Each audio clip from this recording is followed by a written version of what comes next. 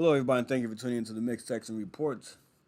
So, I want to talk about two tragic stories that happened in Memphis as of late. The first one being the kidnapping of Eliza Fletcher, whose body was found recently in a house in South Memphis. Just a tragic situation. In a nutshell, she was running at 4 a.m. She was jogging, and this guy pulled up in a black SUV, got out, grabbed her, and then took off. And I had a feeling this was going to end badly because these type of situations typically don't end well, and it's unfortunate that her body was found. And yeah, so I can only imagine what her husband was going through. He called the police and made the report at 7 o'clock in the morning when she was not home. She was a school teacher, and I assume that she's typically back home earlier than that, and maybe within an hour or so. But a couple hours went by and she wasn't home. So what are you supposed to do? Yeah. So anyway, check out this article here. DNA analysis identifies Cleotha Henderson as a suspect in September 2021 rape and kidnapping. On the same day Eliza Fletcher's body was found. Okay, let's read this. New charges against the accused killer of Memphis mom Eliza Fletcher come from the results of a DNA test on genetic material from a rape of last September. The Tennessee Bureau of Investigation told WRAG in a statement that it didn't complete testing on the sample from that rape until August 29th, and Cleotha Henderson was identified as a suspect on September 5th. The same day, investigators found Fletcher's body behind an abandoned house in South Memphis. Henderson was identified as the suspect in Fletcher's September 2nd abduction within 18 hours because the Memphis Police Department requested a rush on the sample. TBI said something it didn't request for the September 21st, 2021 rape. Had they done so, Henderson would have already been in jail. Interesting. TBI told WERG that Memphis police submitted a rape kit from the rape last year on September 23rd, but because police requested no rush, the sample went to its standard casework, which has an average turnaround time of 33 to 49 weeks. Unbelievable. Scientists at TBI's lab pulled the sample for analysis on June 24th, 9 months after it was sent in, and finished its initial report on August 29th. Fletcher was abducted on September 2nd, prompting a desperate search for the 34-year-old mother of two. The rush analysis of DNA found on a sandal left behind, at the scene of the abduction led investigators to Henderson. After finishing its initial report, TBI entered the DNA sample from last year in the combined DNA index system, which returned a match on September 5th, within hours of the investigators finding Fletcher's body 49 weeks after the rape. Wow. TBI reported the results to Memphis police, and Henderson was indicted on charges of aggravated rape, especially aggravated kidnapping, and a gun charge in connection to the previous crime, court documents reveal. So this guy, what a coincidence that, the DNA comes out that he is in connection to a rape just a year ago. Just a year before this happened. So this guy would have been in jail had the police requested a rush DNA sample. I'm not saying the police are at fault for this, but I don't know. If there's something would have been done about this, about last year's rape, this would not have happened. But there's more. Eliza Fletcher's suspected killer served 20 years of a 24-year sentence. This guy was already in prison beforehand. So let's check this out. Memphis murder suspect Cleotha Henderson served roughly 20 years of a 24-year sentence in a state prison after the May 2000 abduction and robbery of attorney Kemper Durand. But he was never granted parole, according to authorities and court records. Wow, this guy's dangerous. Henderson's sentencing documents know that the court ordered him to serve 100% of his 24-year sentence due to his violent criminal past under the Sentence Reform Act of 1989. His juvenile rap sheet already included 5 charges of aggravated assault, a rape charge after he turned 14, and a gunpoint kidnapping of Duran when he was 16. Unbelievable. The 5 aggravated assault charges came between September 97 and October 99. He had 7 theft cases between 95 and 99, plus additional charges of evading arrest and trespassing. He was first incarcerated as a juvenile in 1997 after his 4th offense. Wow. So this guy was supposed to serve 24 years in prison for kidnapping an attorney. And his sentence was cut short because of the way things were structured. He was supposed to serve the full 24 years, but he didn't.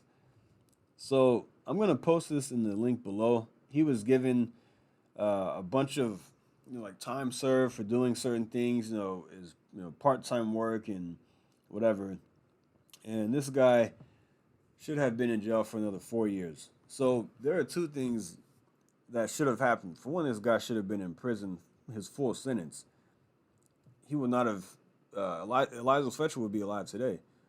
And also, let's just say he, okay, fine, he got out, whatever.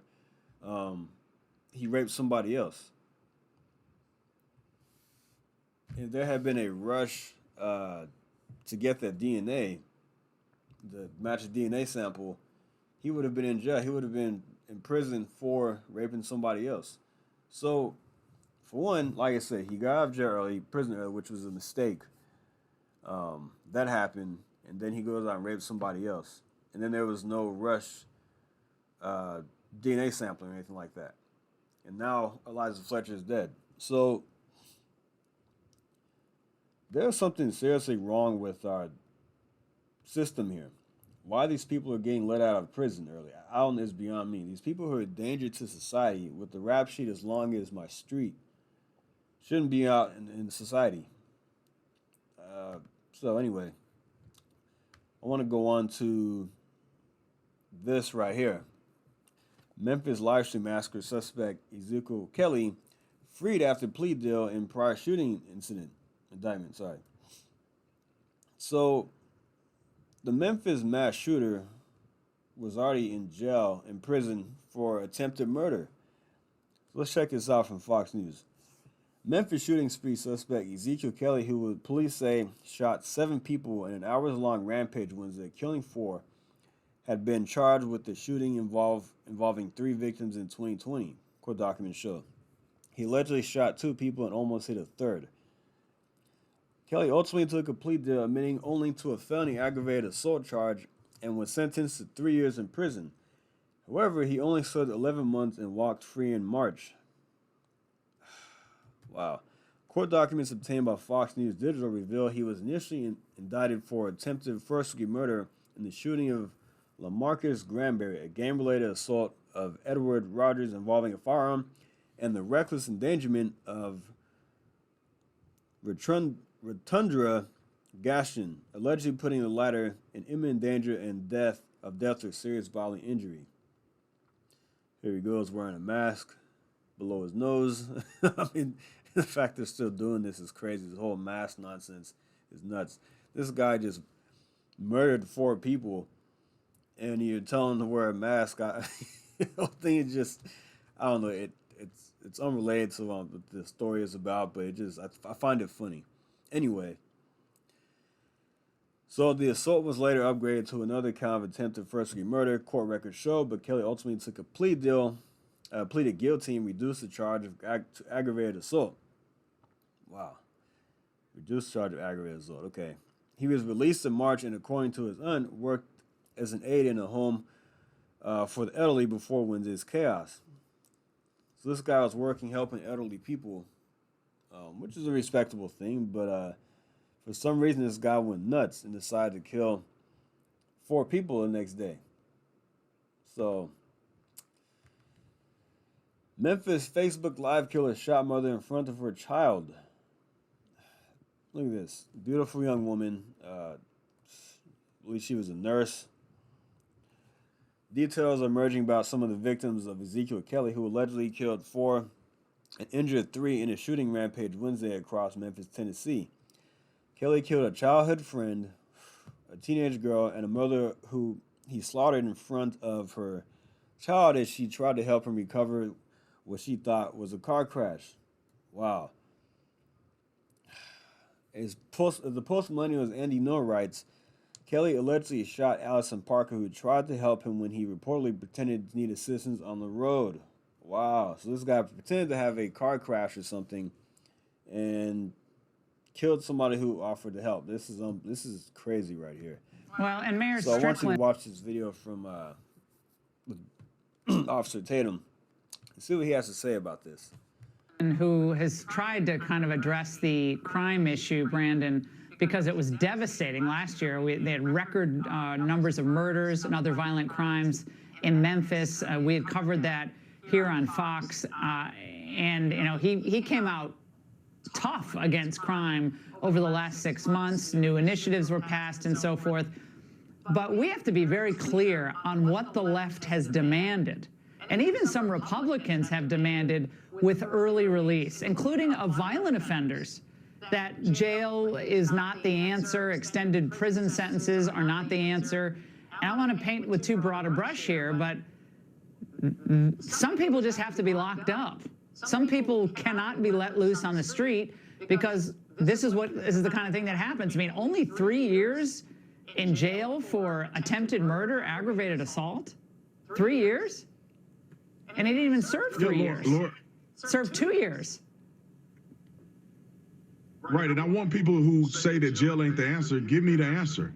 Because letting them out and allowing them to be into the public where they're killing people, and this is an example of somebody's killing another person, but they recidivate all the time. Most people get out of prison, they go back to prison.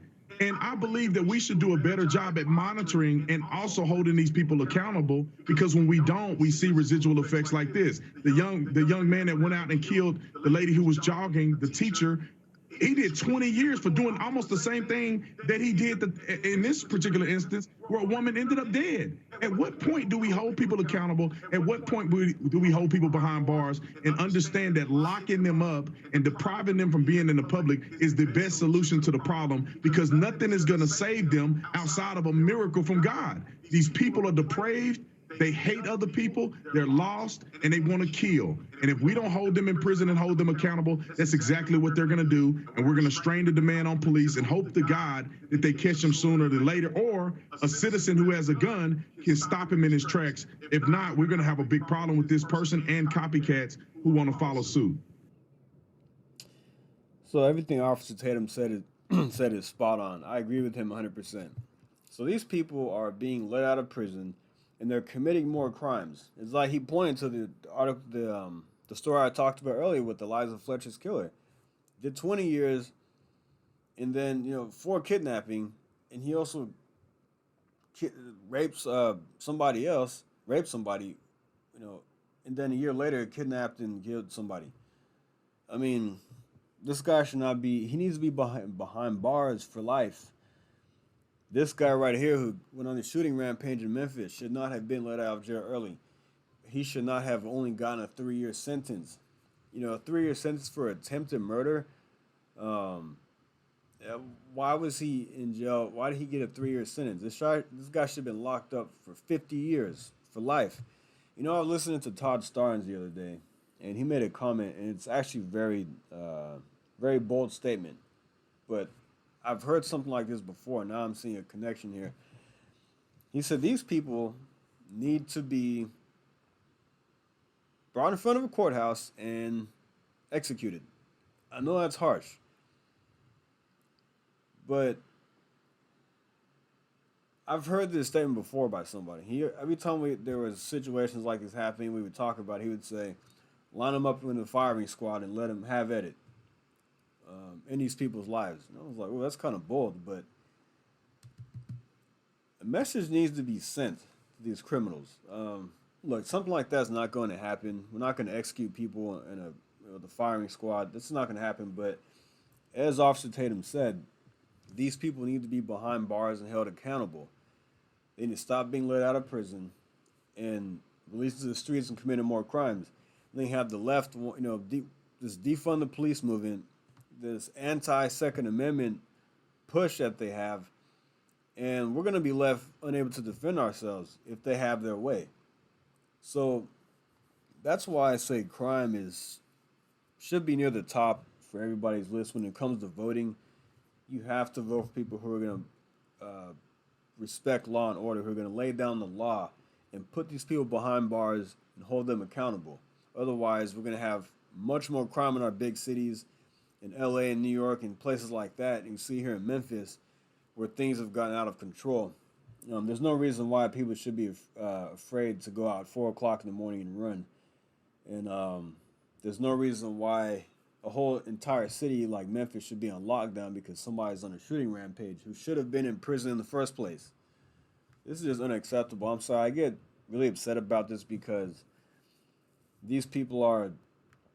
Look at this. She's a working mother. She was a nurse. She was rendering aid to somebody who she thought needed help, and he killed her. And it's unbelievable what's happening in our society. But that's why it's so important to get out there and vote for the best law and order candidate out there. Because crime is I would say, for me, it's the top two issues. Crime and illegal immigration. That's it for me. That's the top two. Inflation's important, yes, I get it, but you got to vote for law and order. Otherwise, we won't have a society. Crime is not a partisan issue. Crime is an everybody issue. So, yeah. Anyway, I'm going to end the video right there. Thanks for listening. Like, subscribe, and I'll see you next time. Thank you. Take care.